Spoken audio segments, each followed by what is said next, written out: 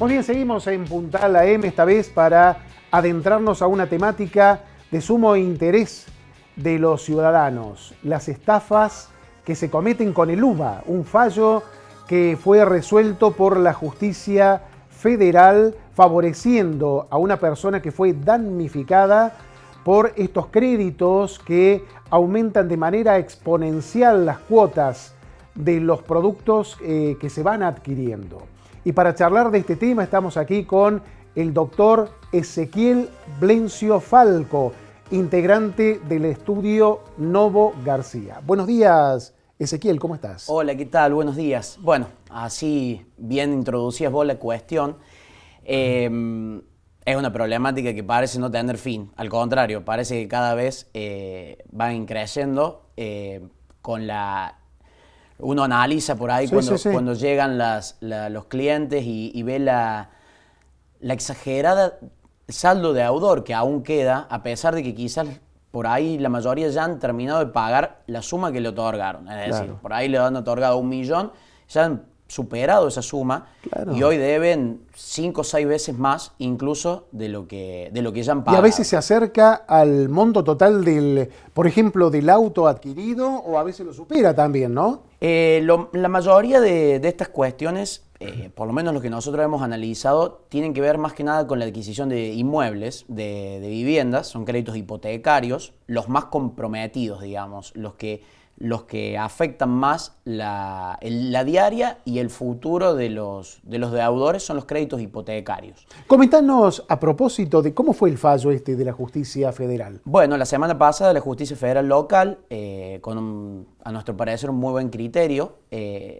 ha empezado a poner un manto de razonabilidad a esta problemática, como ya lo ha hecho en otras oportunidades, de forma cautelar, vale aclarar, no es una sentencia definitiva, sino que de forma cautelar, en base al planteo que nosotros hemos hecho, de una familia que incluso también está en una situación de vulnerabilidad, porque por problemas de salud de la mamá, digamos, la familia y de su hijo menor, de uno de sus hijos menores, tiene problemas de salud, y bueno, han establecido una baja de la cuota, atándola a un 20% de los ingresos del grupo familiar. Claro. Grupo familiar contando las dos partes, el padre y la madre, ¿no?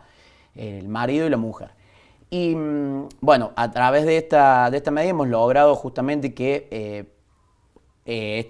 los ingresos no se afecten en más de un 20%, lógicamente que se vayan actualizando, pero no ya mediante el UVA, mediante esta unidad de valor adquisitivo, el valor es fijado por el Banco Central, sino que se actualizan mediante el CBS, que es el coeficiente de variación salarial, lo que uno, si bien sabe que va a haber una actualización, sabe que va a estar más atada o más relacionada a lo que son el promedio del aumento de los salarios a nivel país. Entonces, bueno, en este caso particular, esta situación le da un aire muy importante al grupo familiar, porque ellos ya incluso estaban en mora, atentos a esta situación de problemas de salud que principalmente se desencadenaron en el último año. ¿Como consecuencia de esto? No, fue paralelo.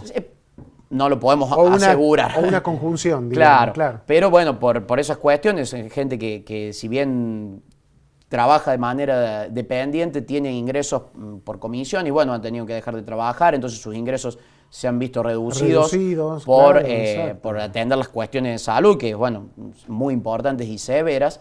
Entonces bueno, ya habían entrado incluso en mora respecto de las cuotas del préstamo UVA. Entonces la medida cautelar que salió tuvo doble efecto. Por un lado, lo que te comentaba de reducir o de atar el valor de la cuota al 20% de los ingresos, y por otro lado, ordenarle al banco que se abstenga de iniciar cualquier tipo de acción tendiente al cobro compulsivo, lo que comúnmente le llamamos la ejecución de la deuda.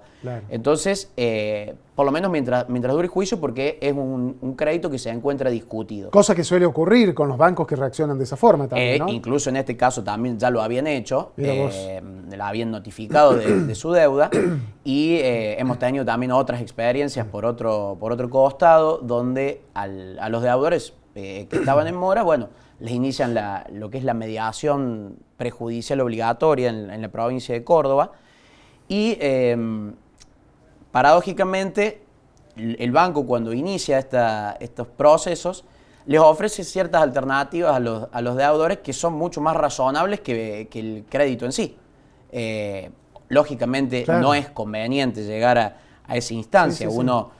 Uno lo que propone, y ese es el objeto de la demanda, o el espíritu de la demanda, es poder pagar. O sea, pero poder pagar una suma que sea razonable, una suma que sea previsible. Y más allá de la suma que uno paga mes a mes, saber cuánto va a deber. O sea, saber cuánto debe, porque es, como yo te comentaba, deber hoy, después de 4 años, 5 o 6 veces más de lo que se tomó en préstamo, implica que uno de acá a 20, 30 años, como son la mayoría de los créditos hipotecarios, cuando uno piensa no se da una idea de cuánto puede llegar a deber o cuánto puede llegar a comprometer su futuro una deuda de estas Y características. sí, por supuesto. Sí. Che, y a raíz, discúlpame, a raíz de este fallo judicial, ¿cuál ha sido la reacción de los bancos? Bueno, en este caso particular, esta medida cautelar ha sido notificada muy recientemente a los bancos. Puedo hablar por experiencias previas en otros casos.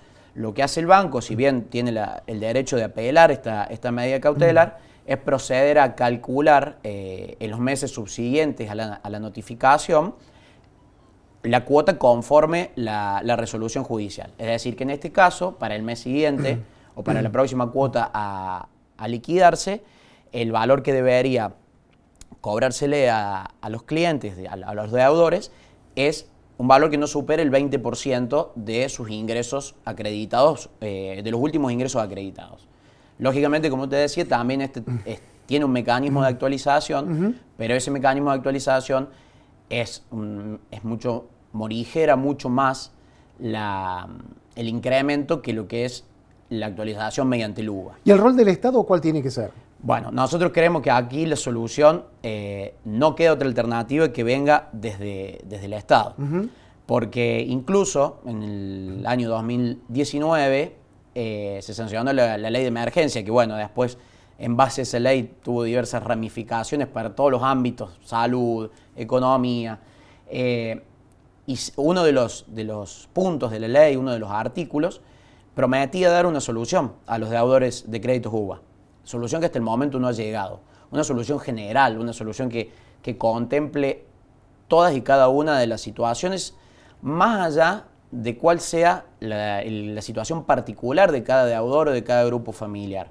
Porque lo importante es, nuestro planteo tiene una estructura que creemos que el sistema en sí es abusivo, es inconstitucional. Claro, más allá de que afecte en mayor o menor proporción a cada uno de los deudores. El sistema es el problema de nuestro modo de ver, y así lo hemos planteado en la demanda, y creemos que, bueno, lo hemos visto por lo menos por el momento, que los tribunales locales, el juzgado federal, está contemplando esta situación y está poniendo un tope, una razonabilidad a esta problemática. Muy bien, Ezequiel, muchísimas gracias por tu presencia en este programa. Bueno, gracias a vos y a su disposición para lo que necesite. Muy bien, ha sido la palabra de Ezequiel Blencio Falco, los créditos UVA y un fallo de la justicia federal. Ahora